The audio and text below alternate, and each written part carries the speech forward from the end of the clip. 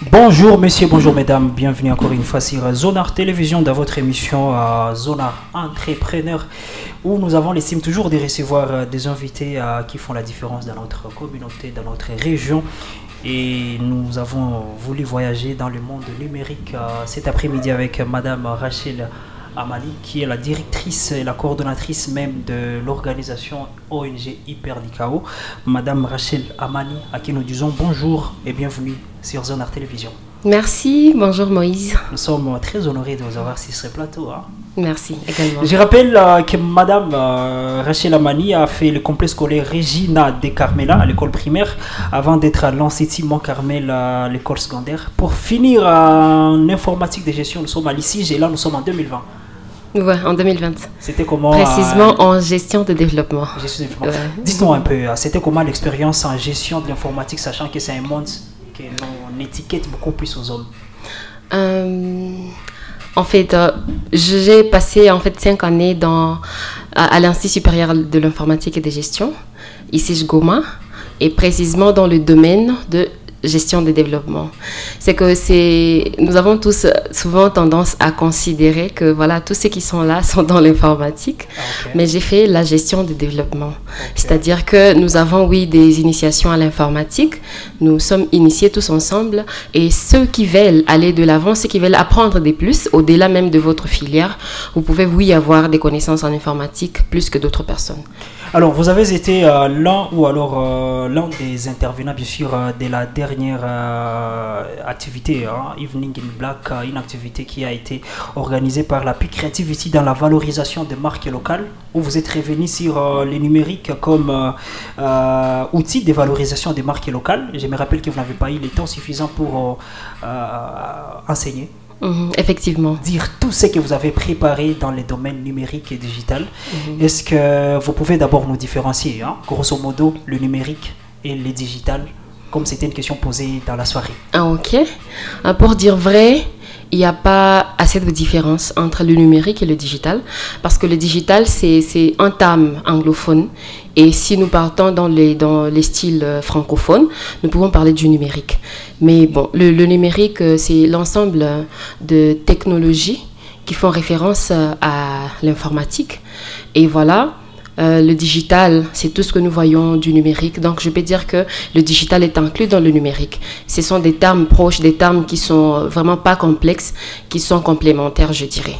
Alors, disons un peu, avant de revenir sur votre expérience ou peut-être votre parcours dans les numériques, revenons un tout petit peu sur votre organisation, Hypernicao. Déjà que le nom en soi n'est pas ni français, ni anglais, ni swahili, je ne comprends pas trop bien. Dites-nous un peu, parlez-nous un peu de Hypernicao, son origine et dans quoi vous œuvrez beaucoup plus. Ok, merci beaucoup. En fait, Hypernicao signifie super vainqueur et ça vient du grec. Ok. J'ai été inspirée par ces termes-là pour montrer que voilà, la femme est super vainqueur dans toutes les situations de la vie. La femme peut faire remonter, surmonter beaucoup de défis de la vie, différemment à ce que nous avons appris, à ce que la communauté a voulu que la femme puisse comprendre d'elle-même. Vu que je lutte pour les droits de la femme, je suis militante des droits des femmes, je me suis dit quand même je peux utiliser ce terme-là afin de pouvoir mobiliser, afin de pouvoir conscientiser les femmes et leur dire que nous sommes des super vainqueurs malgré tout ce qui peut se dire autour de la femme. Nous devons mettre en tête que nous pouvons aussi surmonter des défis, nous pouvons proposer des solutions aux problèmes qui nous entourent. C'est de là que vient en fait Hypernicao, super vainqueur. Déjà qu'il y a beaucoup d'organisations ici dans notre ville, dans notre communauté qui œuvrent beaucoup plus dans la valorisation de la femme. On a vu l'émancipation et tout, ça devient beaucoup de chansons sur les oreilles, femmes par-ci, femmes par-là. Dites-nous un peu, qu'est-ce qui différencie votre Hypernicao ou d'autres organisations qui œuvrent dans l'émancipation féminine? Ah ok, merci, c'est une question vraiment très pertinente parce que on peut toujours avoir beaucoup d'organisations et qui œuvrent dans le même domaine, des organisations qui naissent par-ci par-là chaque jour, mais nous devons avoir notre marque qui nous différencie, la valeur originale même de ce que nous voulons apporter de plus à la communauté. Et je dirais que l'impact que nous avons sur le terrain, je dirais, est plus important que tout ce que nous pouvons voir par-ci par-là. Vous savez, aujourd'hui, dans le monde humanitaire ou dans le monde organisationnel, beaucoup de gens sont là que pour leurs intérêts. Ils se cherchent d'abord qu'est-ce que moi je vais bénéficier dans tout ce que je fais. Mais nous, l'idée qu'il y a derrière toutes nos actions, tout ce que nous pouvons faire, c'est de pouvoir apporter des solutions visibles et durables aux personnes qui sont dans les besoins. C'est pourquoi même nous sommes sur terrain avec des moyens ou sans moyens. Nous avons la passion de pouvoir assister les gens et de les aider à quitter des situations difficiles vers une situation aisée. Je dirais que notre touche, notre façon de faire les choses apporte même la différence vis-à-vis de ce que nous voyons dans le monde organisationnel aujourd'hui. Je rappelle que vous œuvrez beaucoup plus dans l'éducation, la santé sexuelle et les nouvelles technologies. Dites-nous un peu, c'est quoi votre champ de bataille déjà parmi les trois? Qu'est-ce que vous priorisez? En fait, déjà que ces trois domaines divers. Voilà, nous avons pensé que l'éducation serait le domaine le plus efficace parmi tant d'autres. Parce que nous avons pensé que l'éducation est la base de tout ce que nous pouvons être dans la société. Avec l'éducation ratée, nous voyons des enfants dans la rue.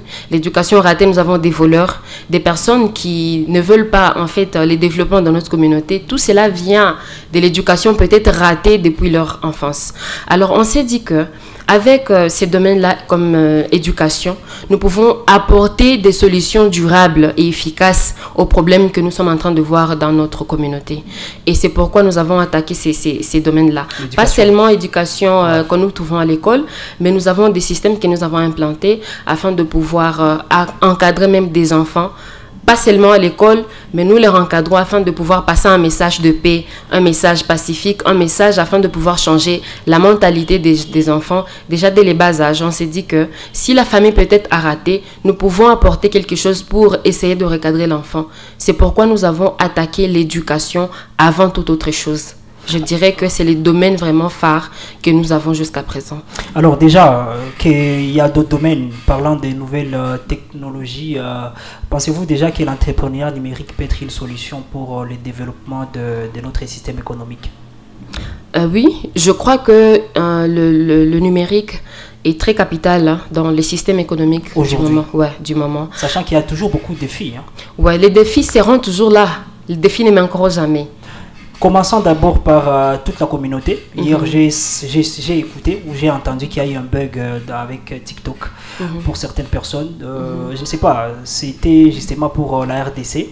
On ne se limite pas seulement à ce niveau. Il y a beaucoup de logiciels dont les habitants de la RDC n'accèdent pas. Ne sont pas couverts dessus. On y accède, on vous dit, bon, voilà, votre région n'est pas couverte. Alors, vous, en tant que femme battante et qui luttez pour les nouvelles technologies, comment vous pensez que le numérique ou l'entrepreneuriat dans le numérique peut être une solution dans le développement, sachant qu'il y a déjà beaucoup de problèmes pour y accéder? Vous savez, nous sommes dans un pays où je dirais que tout ne marche pas correctement.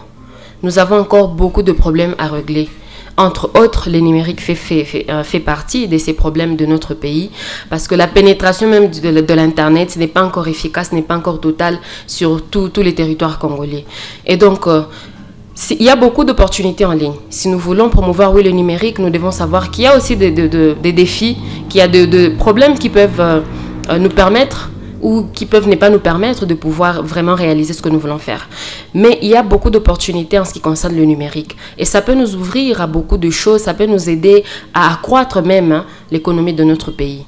À partir du numérique, nous pouvons vendre positivement le pays. Nous pouvons exporter, nous pouvons alors faire beaucoup de choses avec le numérique si et seulement si nous avons la possibilité de pouvoir accéder aux outils et à tout ce qui est sur Internet qui nous présente des opportunités dans ces domaines-là. Déjà qu'il y a un problème, la fois passée nous avions parlé de la valorisation des marques locales où on a vu que pour que cela soit possible, il faut qu'il y ait ces mariages ou peut-être cette union de travail entre les entrepreneurs et les influenceurs. Mais on se rend compte qu'il y a un problème très sérieux et même il y a un intervenant, plutôt un invité, qui a posé la question de savoir quelles sont les répercussions négatives que l'accès au numérique peut avoir alors sur toute la communauté, commençant par les enfants. Déjà que vous allez vous rendre compte que ceux qui sont beaucoup plus suivis sont ceux qui ne proposent pas mieux. Sur sûr. TikTok, sur Facebook. Il suffit seulement de parler de la dépravation pour que vous soyez beaucoup... En fait, de faire preuve de la dépravation pour avoir beaucoup de likes. pensez-vous vraiment que ça doit être un canal toujours privilégié pour promouvoir notre culture? Vous savez, il y a, oui, comme je venais de le dire, des opportunités, il y a des avantages que le numérique nous offre. Mais en face de cela, il y a des désavantages.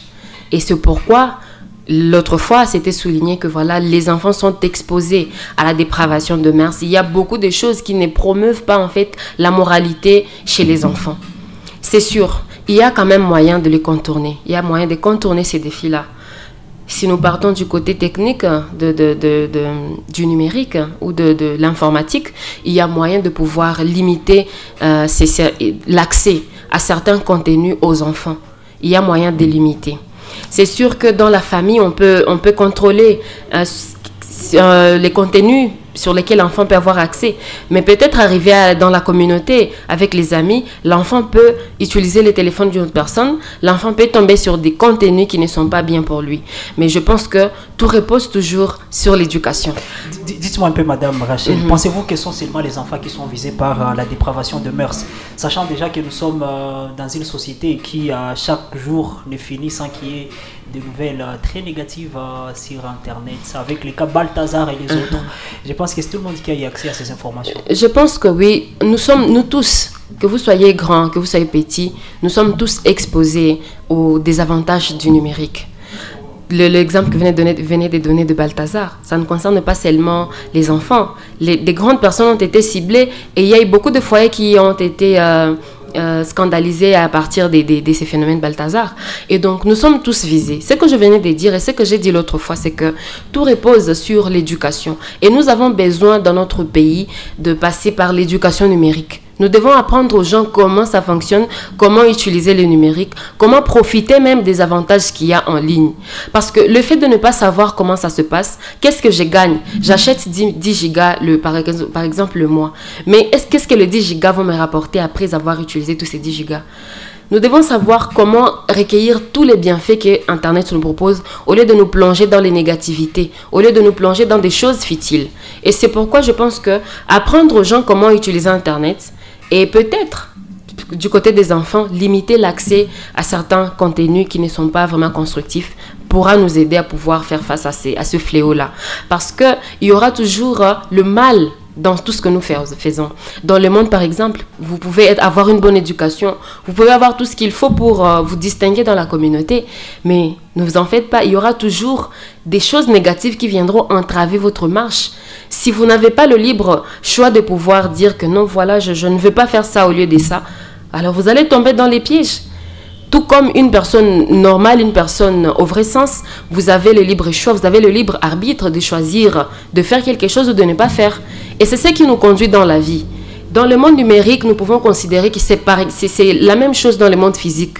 Parce qu'il y a aussi des choses qui se passent dans le monde physique. Si vous n'avez pas en tout cas le bon choix, vous allez tomber dans les négativités. Et c'est pareil dans le monde numérique. Il y a toujours le côté positif et le côté négatif. C'est la personne qui choisit quoi faire, quoi suivre et quoi ne pas suivre.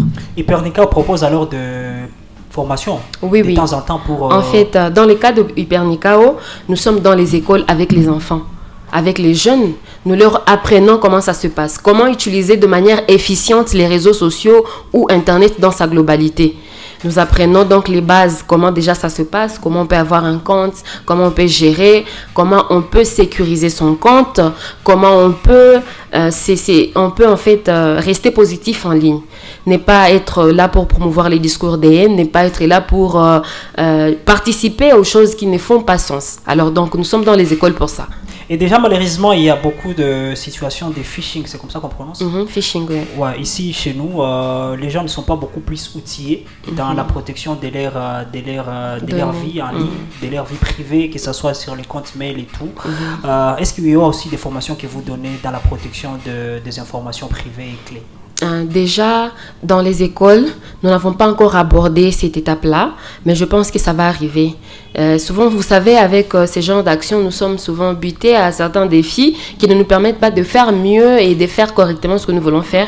Mais c'est parmi, en fait, les objectifs que nous avons. Si nous voulons être protégés en ligne, nous devons donc apprendre comment ça se passe, comment éviter ces différentes stratégies ou ces différentes appâts que nous trouvons sur le numérique, que nous trouvons en ligne, qui nous qui nous déroutent même de l'objectif. Donc, il y a des stratégies que nous partageons, bien que nous n'entrons pas souvent en profondeur parce que ce sont des enfants et tout. Mais lorsque nous avons l'opportunité de pouvoir parler avec des grandes personnes ou de participer aux échanges sur le numérique, nous essayons quand même d'en parler afin de conscientiser les gens sur la protection de leurs données, sur l'utilisation efficiente des réseaux sociaux ou du numérique. Alors, parlons un peu du branding. Ce qui a été même les sujets, les thèmes clés de la soirée Evening in Black, les brandings des marques locales. Quelle place vous donnez au numérique dans la valorisation de ces marques de chez nous, sachant déjà que nous avons beaucoup plus de facilité à consommer ce qui vient de l'extérieur, pas un produit, mais juste l'image.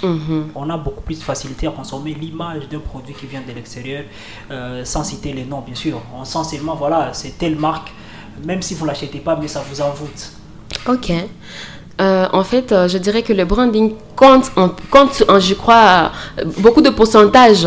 C'est par rapport à ce que nous présentons d'abord, ce que les gens voient. Et c'est ce qui attire la personne avant de pouvoir consommer le produit. Vous allez voir que vous avez tout ce qu'il faut pour proposer des bons services, des bons produits. Mais la façon dont vous le faites fait à ce que les gens ne puissent pas être intéressés. C'est pourquoi même vous allez voir que d'autres pays, par exemple, offrent beaucoup mieux par rapport à la visibilité de leurs produits et services.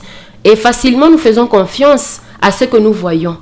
Aujourd'hui, ce n'est pas en fait de la même manière comme dans les temps anciens. Avant, la personne se rendait elle-même dans une boutique pour apprécier, ok, je veux ça et non ça. Et voilà, vous allez conclure le marché. Et prochainement, peut-être vous allez orienter d'autres personnes vers le magasin. Mais aujourd'hui, alors, ce n'est pas le cas. J'ai mon téléphone, ça sonne, je vois des publicités, je suis sur Facebook, je vois des publicités. Ah, je suis intéressée, mais comment ça se passe? Directement, ce que je veux voir va tiquer mon attention, va attirer mon attention et va permettre à ce que je puisse entrer en contact avec le fournisseur pour m'en procurer. Et donc, ce que nous voyons compte beaucoup plus aujourd'hui. Je ne vais pas me fier, je ne vais pas sortir de chez moi et partir à Biré dans des magasins chercher quelque chose. Mais si je pars en ligne, je me dis, voilà, je cherche quelque chose et une boutique me propose des gens en ligne. C'est facile, je finis le marché et tout. Si je suis convaincue de ce que la personne me présente, carrément, je serai obligée de payer. Sinon, quel serait alors le rôle principal des influenceurs sur les réseaux sociaux dans la valorisation de notre culture, pour ne pas seulement se limiter sur les marques locales et l'entrepreneuriat? Je pense que, vous dites, dans notre communauté, bien sûr, valorisation des marques locales pour les influenceurs qui sont beaucoup plus suivis en ligne. Je pense que ce qui compte d'abord, tel que venait de le dire, c'est le branding. Ouais. La façon dont nous maquillons en fait ce que nous proposons de faire. Et sur base de ça, l'influenceur ou la personne qui est censée promouvoir la marque ou le produit sera à mesure de mieux vendre, sera à mesure de proposer correctement afin que le produit puisse être écoulé. Et ça se passe bien déjà aujourd'hui entre les entrepreneurs et les influenceurs? Je pense qu'il y a encore beaucoup d'efforts à fournir parce que il y a certaines personnes qui ne comprennent pas encore comment ça se passe et qui pensent que ça ne vaut pas la peine. Je ne veux pas emboîter les pas. Je veux rester dans mon domaine traditionnel. Ouais. Les gens vont venir comme d'habitude, mais il y a 10 ans, je vendais et les personnes ne venaient pour faire la promotion de ce que je fais. Ouais. Mais aujourd'hui, le monde évolue et nous sommes obligés à nous adapter en fait, à l'évolution que nous sommes en train de voir. Les réseaux sociaux ou Internet, que nous le voulions ou pas, dans tous les domaines de la vie, ça va nous rattraper. Et donc, si nous voulons aussi... si nous voulons jouir des opportunités qu'Internet nous propose, alors nous sommes tout simplement obligés de nous adapter et de suivre les pas. Parce que tôt ou tard, dans quelques années ici, nous allons voir que tout va se passer en ligne. Aujourd'hui, il y a l'intelligence artificielle qui vient d'ailleurs nous arranger la vie dans beaucoup de sens. Il y a beaucoup de gens, prenons les cas des personnes qui finissent maintenant les études, ils partent seulement en ligne et donnent les sujets. Voilà, il y a des sujets qui sont développés déjà. Vous n'avez pas donc beaucoup d'efforts à fournir. Bon, je ne dis pas que c'est en fait positif, c'est négatif, bien que voilà, c'est une facilité. Ouais. Donc, Internet nous facilite aujourd'hui tout ce que nous pouvons faire. Et pour le côté des entrepreneurs, pour le côté de ceux qui sont dans le business, c'est capital de saisir cette opportunité-là. Parce qu'aujourd'hui, nous voyons que c'est une tendance qui est en vogue, mais déjà dans quelques années ici à venir, ça sera une obligation. Vous ne passez pas par là, alors vous ne faites rien.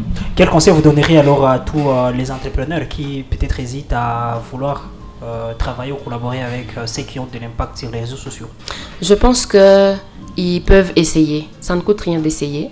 Et ils verront d'eux-mêmes comment ça va marcher.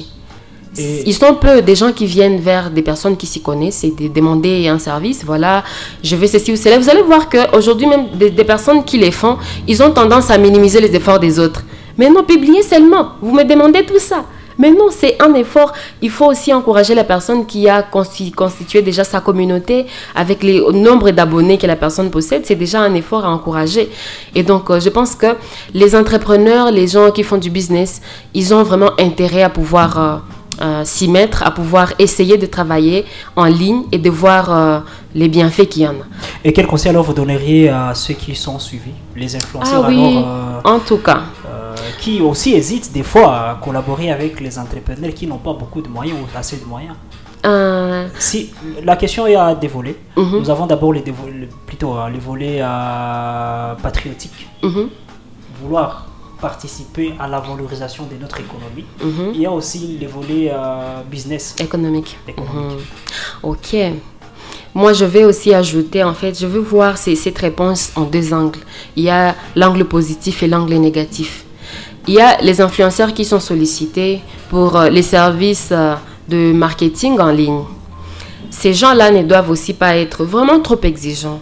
Parce que le fait d'être exigeant à un niveau qui exagère, ça refoule les gens qui pourraient venir vers eux. Et déjà, ça ne permet pas aux gens de pouvoir s'habituer, s'adapter au système.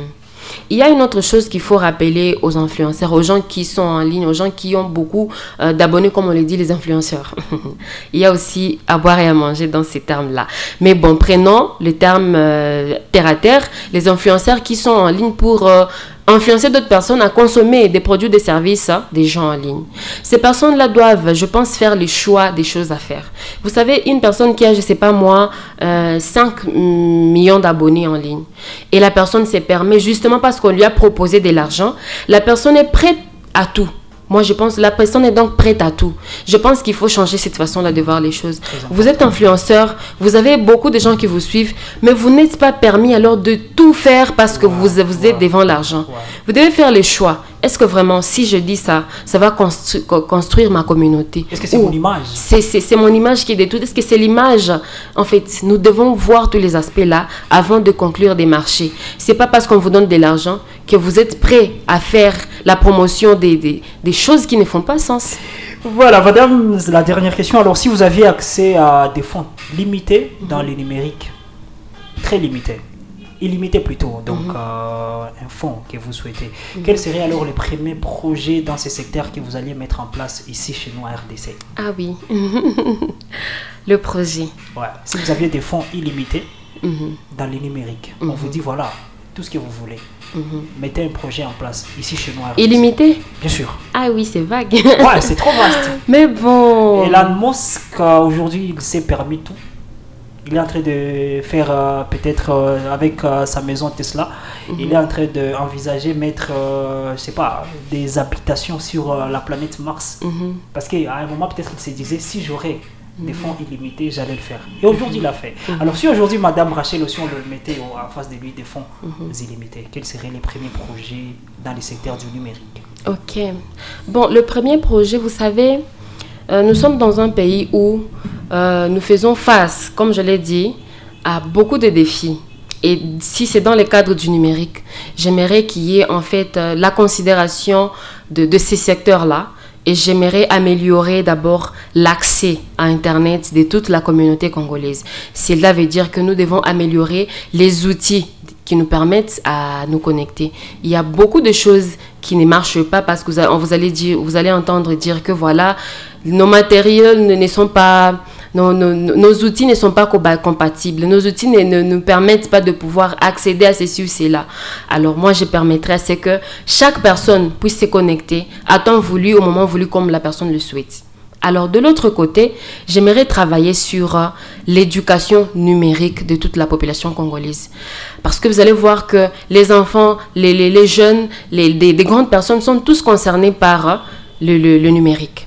Et donc, si on n'apprend pas aux gens comment fonctionne le numérique, qu'est-ce que nous pouvons faire afin d'utiliser positivement le numérique ou Internet, alors ça sera très difficile de régler d'autres problèmes qui vont se créer d'ici là. Il y a beaucoup de choses que nous sommes en train de voir aujourd'hui comme ça, mais ce sont des bombes à retardement. Si on ne prend pas la question vraiment avec beaucoup de considération. Alors, j'aimerais travailler sur l'éducation numérique. Apprendre aux gens comment ça se passe et apprendre aux gens comment utiliser d'une manière efficiente l'Internet ou les réseaux sociaux dans sa globalité. Alors, on sera en train d'échiter par ces 5 questions à Trappe-Nigo. Vous répondez juste par oui ou par non. Ok. On peut y aller? Ok. Donc, pas d'explication. D'accord. Super. La première question, croyez-vous que le numérique peut réduire les inégalités entre hommes et femmes en RDC? Oui. Pensez-vous que les entrepreneurs locaux comprennent pleinement l'importance du branding numérique? Non. Avez-vous constaté un impact direct de nouvelles technologies sur la santé des jeunes en RDC? Oui.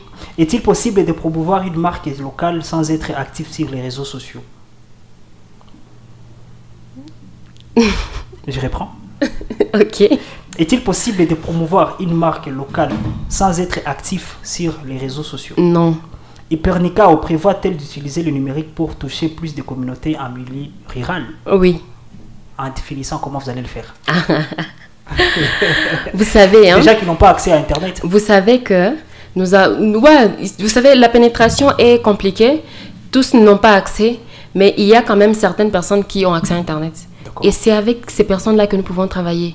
On ne peut pas tout simplement généraliser toute une communauté à cause, je ne sais pas moi, d'un taux quelconque de personnes qui ne sont pas connectées. Alors ceux qui sont connectés, qu'est-ce que nous faisons d'eux? Nous pouvons cibler ces personnes-là qui ont accès à Internet et travailler avec eux pour que tôt ou tard, quand notre projet-là sera effectif, alors ils pourront aider d'autres personnes à pouvoir ne pas tomber dans les pièges du numérique.